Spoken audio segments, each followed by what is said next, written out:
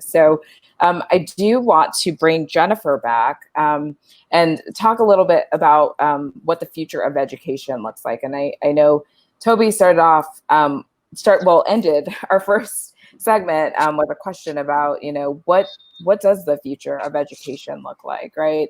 So what are is online learning the future of higher education as this pandemic extends? And I'd love to hear what you all are talking about amongst your various colleagues at your universities.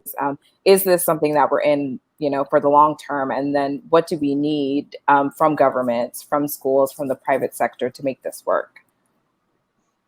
Jennifer? Well, I think to sort of answer that question and maybe one of Toby's about what are some of the silver linings. I mean, I think Wake Forest does put a very high premium on face-to-face classroom experience. We aren't able to do that for a lot of this semester, but we're able to do it where we can. But I think one of the benefits is our faculty really have, they've really sort of blossomed in this experience in terms of figuring out what can they do. If they can't be in the classroom, how can they teach and how can they build those relationships with students? And I think they've done an amazing job with it. They're very tired, I will tell you that.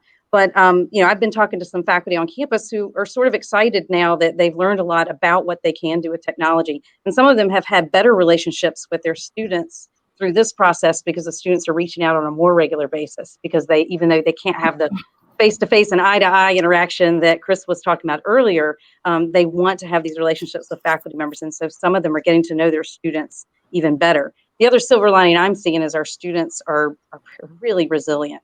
And even though this semester on campus and the semester in DC isn't what they pictured, I think they're getting a new sense of confidence that even when it's not what they thought it might be, that they can still make the best of it. And I think they're finding new ways to interact with their faculty members and their fellow students.